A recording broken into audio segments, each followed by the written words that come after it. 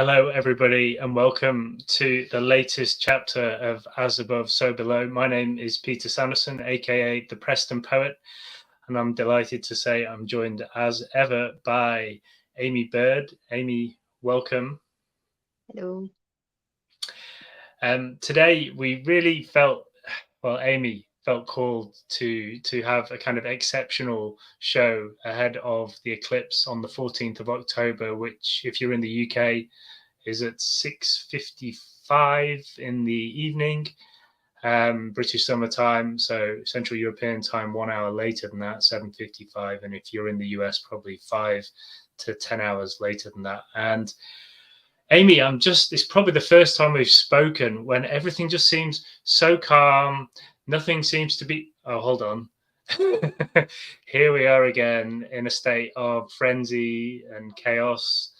If you watch the news, some really tough stuff going on right now, whether you're in Israel, Gaza, whether you're in the Ukraine, Russia, and so much more that we don't even talk about and we don't even hear.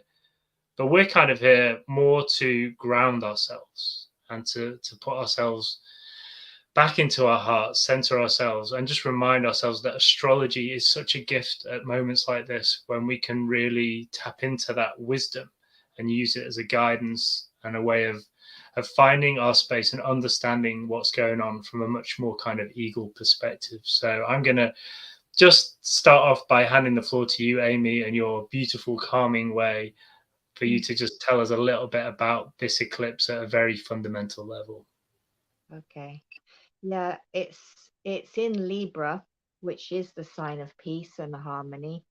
And I've always heard that, Libra is the sign that seeks balance, really. It is not necessarily a sign that has balance, but it's definitely seeking it. And so there can be a tendency to end up on one side or the other, and it can bring division potentially. But ultimately, what this moon is doing is trying to bring balance and harmony to our lives and to our relationships. And Libra is the sign of relationships, and that's not just romantic relationships, it's any kind of relationship. And what happens with an eclipse is that the sun and moon are very, very close to the nodes of the moon. So the nodes are being activated. And currently we have the north node in Aries and the south node in Libra. So we're really trying to leave the more unhealthy aspects of the Libra behind. And that can be, the people pleasing, the staying in relationship because we don't want to be alone, the turning a blind eye to issues in our lives because we're afraid to rock the boat or afraid of rejection. And, you know, so that's the kind of the stuff that is better to leave behind. And then the Aries is basically, it's I am. Who am I? Who am I becoming? And do I need to kind of be honest and a bit more forthright about what it is that I actually need? And it's all about me, as in I. And yeah, so I think it's also around a bit of self-love.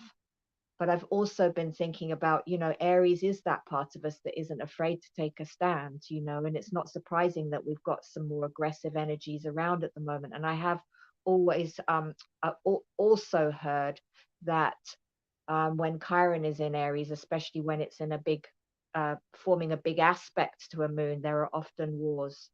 So we do have this kind of more aggressive energy of Aries, and we did have that Aries full moon, which was a super moon, and I think it kind of rocked quite a few people's worlds, I think, myself included. And it felt, even though it wasn't an eclipse, it felt like it was almost the gateway to the eclipses. And now we're in eclipse season, and it is a time of change, of stepping outside of the comfort zone, of doing things differently, um, of facing ourselves and being brave. And it's not easy sometimes to do what makes us uncomfortable. And that's what the North Node is asking us to do, is to step out of our, what is easy for us and do what is not so easy for us. And so wherever Aries, or specifically I think 24 degrees Aries is in our charts, whatever house of our chart it's in, will be the area of life where we're being called to be brave, where we're called for the growth. Yeah. And yeah, it can be quite a powerful time. And then in the meantime, for this moon, we also have Uranus, which has been very, very active in the past while. It's also forming a kind of a prodding inconjunct aspect to the sun and moon. And I really strongly feel that we're in a time of clearing. It's like it's like having a reset. It's a reset for our relationships. It's a reset for our patterns. Yeah. I, for one, this week feel like I've let go of an enormous kind of, not let go of, but gained perspective. Yeah. That's what Uranus can do on a pattern or a kind of like a part of my conditioning, I suppose, that's been a massive part of my life for my entire life.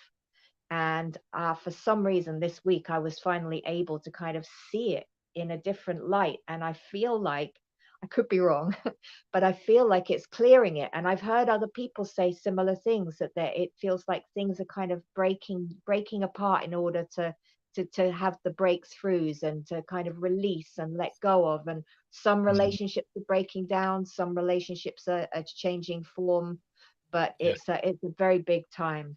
And with Chiron in Aries, opposite the sun and moon, and also Mercury during this transit, I mean during this eclipse, we also have the chance for um, some really honest conversations that may or may not be easy. They could be triggering. We could have realizations that are quite painful, but ultimately honesty is the best policy.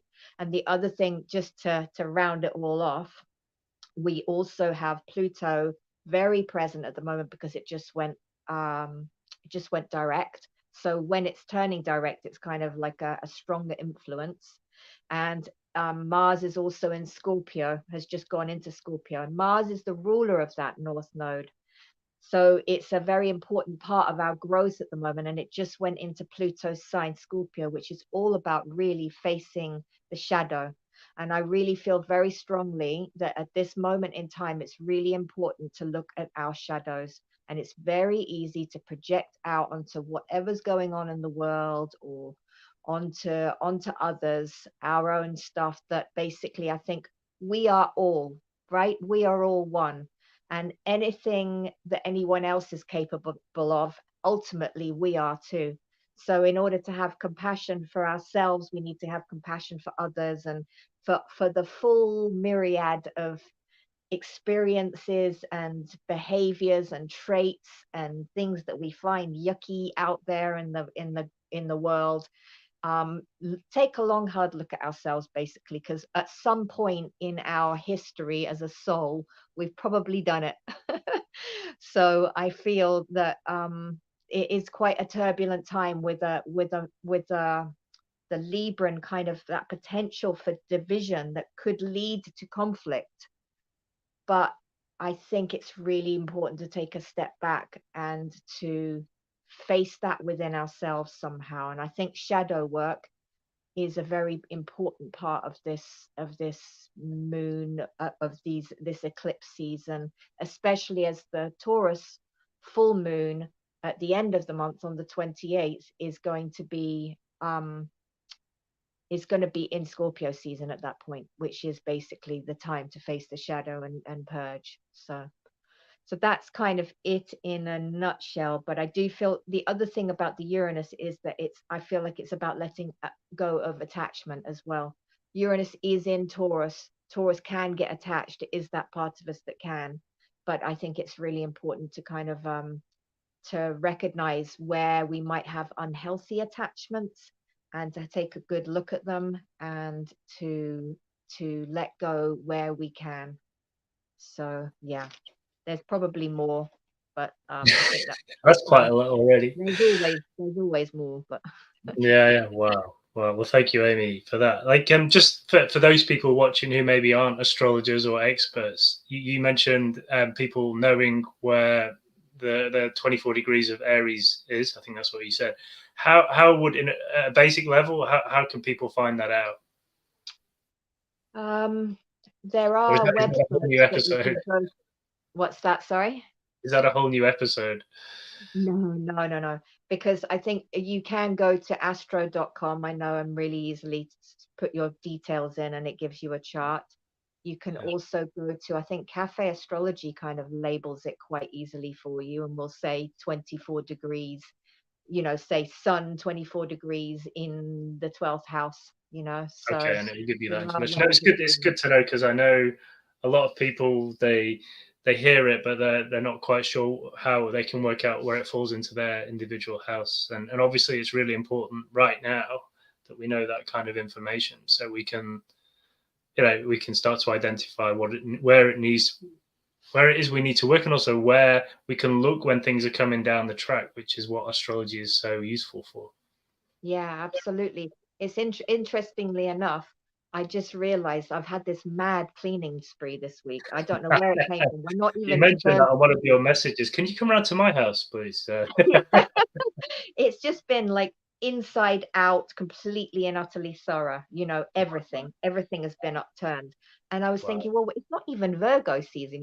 We've skipped Virgo season, and I'm doing it in Libra season. But then I realized that the ruler of the North Node, Mm, which I've just been talking about, which is where our growth lies, is in my sixth house of health and healthy routines and cleanliness. And so that's where the desire and the energy of Mars is going at the moment. It's been quite interesting. So obviously this is something that I need to do for myself on some level in order to kind of yeah. move forward. It's just clear Yeah. the chi. And I guess also what's happening externally, we also need to do internally, don't we? Because I know a lot of people get obsessed by the external when actually it's more of a metaphor for what we need to work on internally. So, I mean, not that you need to clean anything up internally, because I know you're perfect, Amy, but no. Well, yeah, thank you for that. I mean, a few things that come to mind for me in terms of working on our shadows. Again, a lot of people sometimes it's hard to identify our own shadows, right? It's very easy to see someone else's, but very difficult to see our own. And I know the way I can recognize mine is when something goes off inside me and I feel this kind of energy rising through me, and get what feels like personally offended by something somebody has said. But if I can just observe it in that moment, and I'm thinking about Eckhart Tolle at the moment because I saw him recently, and that's exactly what he says. Just watch it, observe, and be there. And if you could be the observer and see this thing kicking off inside you, you suddenly realize, actually, does it really matter? No, it doesn't matter. And so yeah, shadow work is but it's just such a tough time, Amy. I was just in the Lake District. I took a train back. A guy came to sit opposite me, and yes, he's probably completely unconscious, and he just immediately started talking to me and saying, I'm not going to be on this planet much longer, I'm sick of it. And I think it was just a horrible moment for him, seeing this person in pain. But I think it's an example of what's going on in the world, that if we're really unbalanced and we're stuck on like one extreme of our lives, um that we're that and we don't have the equipment and we don't know how to work on ourselves, how hard it is right now to be on this planet, even if we are completely oblivious to the astrology and unconscious to this spiritual journey. Yeah, yeah, it's definitely not an easy time, and there are people. And that's the interesting thing about eclipses. It is a time of endings, and people do sometimes check out during eclipse season. Mm. That is a time when, for some reason, things kind of really come to a head. It can bring kind of quite extreme global events, Yeah. and things happening in the collective, but it can also, be a time where we're really called to kind of step out of stagnant situations or patterns, or may decide that we've had enough. So Yeah. yeah. Yeah, but and also, I mean, it's something that I've noticed quite a few astrologers talking about, this kind of fork in the road. I don't know if that's connected with Pluto, Yeah, and Pluto's kind of really that where it's squaring the nose. That's the soul, right, Pluto. So I guess this is the moment where we have to make a big decision in our lives, right? Where to really go with what's in our heart and not what is in our mind, or not what's comfortable. And I guess that's what you were referring to before. Yeah. I mean, Aries isn't particularly comfortable energy, is it? And Pluto is the planet of choice. Yeah, There are some choices that we do make in our lives that are very, very important, and it's about, and it asks us to align with soul, align with our true authentic nature, and be truly yeah, ourselves. And that's what Aries is saying. Who are we now? Who yeah, are we? And who are we taking along with us? Who is good for us? Who is, just not part of our tribe, or not part of our growth, and that's why I think some relationships are falling away completely, yeah, because people are becoming something new, yeah, and something needs to be let go of. The other thing that's going on is Venus has just gone into Virgo, and that is very much about discernment. mm, It is the sign Virgo, the sign of discernment and discrimination, deciding what is good for us and what is not good for us, and acting on it, which is the Aries side of things, yeah.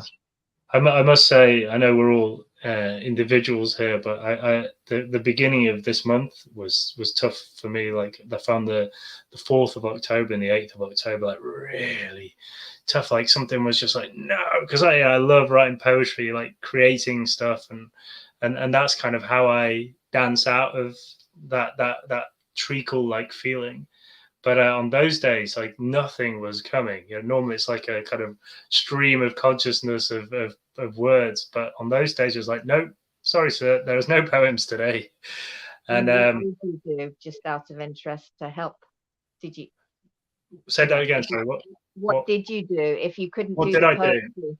Yeah, like what did you do to help yourself in that situation, just I out of tell you what I curiosity? did, Amy. Well, firstly, I just find silence and stillness, and I observe like what this block is, and I have to be away from everything and everyone. So I walk in nature, and then kind of just watching the trees blowing in the wind or listening to the birds, um, and connecting with the earth. I really feel that that's kind of a bigger version of me. And so I often find when I send healing and literally I tune into my heart, connect with Pachamama, planet Earth, and just feel her. And she was upset, and I'm guessing this was, what's going on around the world, whether it's the way we're treating her, but also connected with. She just seemed like she was crying.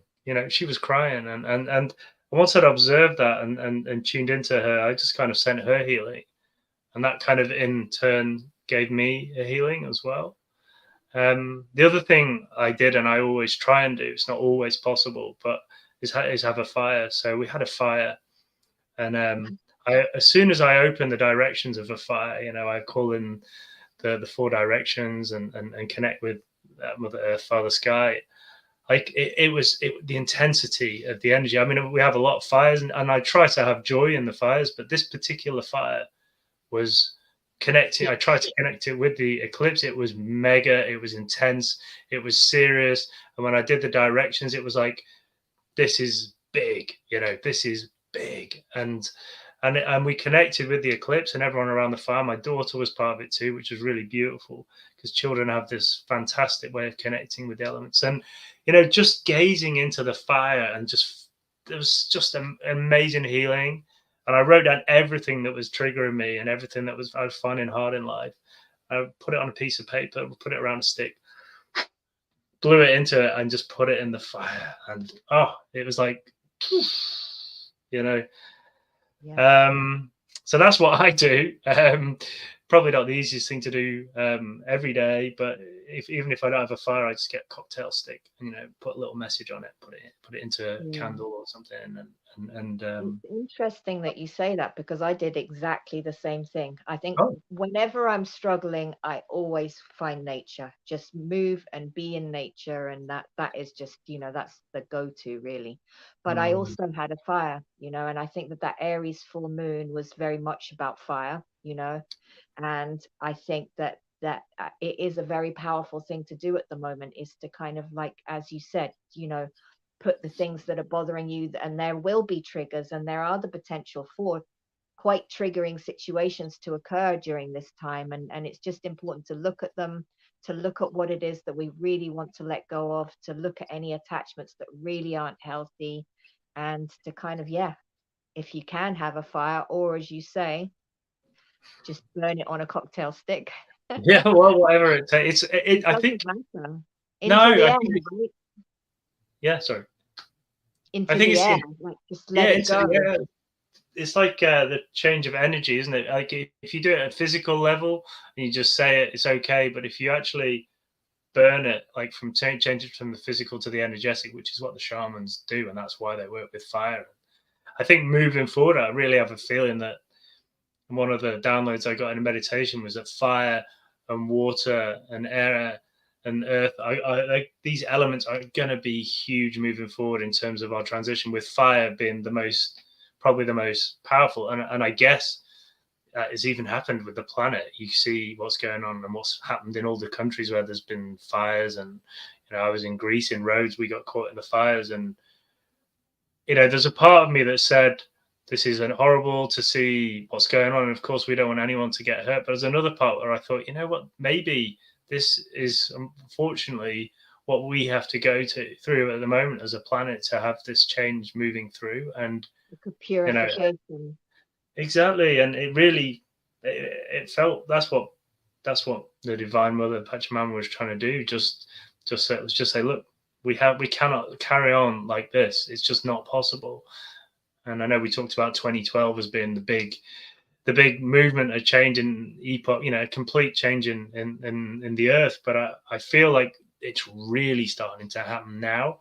And I know 2027, if anyone follows the gene keys, that 55th gene key says that basically 2027 is where we have the great reset. And you talked about Pluto being about a reset, and I really wonder if we're just on this road now towards 2027 where we're going to completely shift.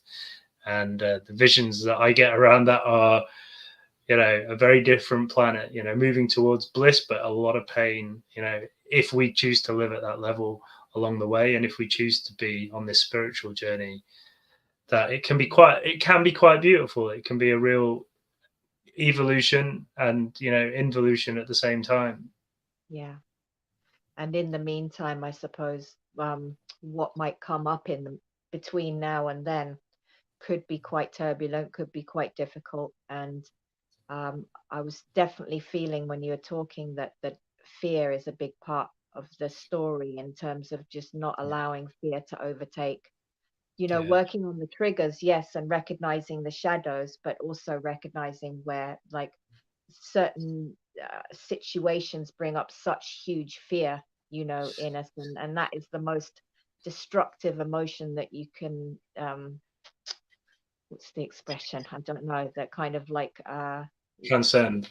yeah, it's a very important one to, yeah, absolutely. Yeah, And it's not yeah, about not feeling it, because we all feel fear, but I yeah, suppose it's about not allowing it to control us, yeah. and to govern everything that we do, and to kind of take over, because it could so easily take over.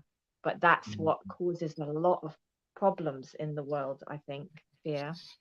Yeah, So people acting out of fear and not yeah, love. Yeah, love just dissolves things, doesn't it? If you yeah, if you if you've got an issue and I just go to my heart and I just tune into it, and it just, I think it gives us perspective. That's why I like a lot of the shamans talk about the heart, the fourth chakra being the eagle, because at that eagle level, you're away from the noise of the street and all the things you see on the news, and you're just up there in the gliding on the winds, um, and up there, whilst they've got these amazing eyes to see the detail, they also see the mountains we only dare to dream of, and the setting sun and the rising sun, and they're there like that bridge between earth and heaven, right? and they are rising above it all, literally. But Mm. yeah, I do always think of the eagle also having those eagle eyes, like the ability to see to the heart of the matter, really, right? Yeah, yeah, absolutely. Spreading their Yeah, wings and yeah. And I think we have the opportunity right now to see to the heart of the matter with this Mars in Scorpio business. I think that we've got the um, the ruler of that North Node is giving us the courage to really face ourselves and to do the inner work and to go through the fire and purify. And Yes, I think yes, please. it's an exciting time. Let's put it that way. I think very exciting. It is an honor to be on this planet right now, even though it can seem difficult at times. And the other thing, which we can maybe touch on next time, but the speed of life for a lot of people right now, you just see them just going so fast. Everyone who works seems to, I remember when I used to work 20 years ago, I used to book flights, check the BBC website, I had time to clip my nails, whatever, and yet now I cannot remember the last time that when I was actually in an office of working, I actually had any spare seconds, because it was just like the world has been speeded up. And I think we need to start pausing more and breathing more deeply and taking breaks, because otherwise we get caught up in what's going on right now. Yeah. Yeah. The other thing that I feel like is speeded up is our processing. I think that that's going really fast as well. And that's a Yeah. beautiful thing, like how quickly we can Yeah. move through things. And I don't think we used to be able to do it quite that quickly. So in that No, respect, the speeding that's a up process is lovely quite that's a powerful. lovely one. Yeah, that's a nice way, and I agree. I feel I go deeper much quicker when I do my meditations now. And whereas sometimes, I used to really struggle. Right now, it's almost like somebody switched on the light and says, right, just go straight in there through this door, and you go very deep. So I hope everyone else is experiencing the same as that. I don't know whether it's through having meditated more, or just what this moment in time which we're in right now, which seems to be special. Very special. And that what you just touched on made me think, maybe a good way to kind of round it up in some ways is just to say that Aries is very adept at self-care.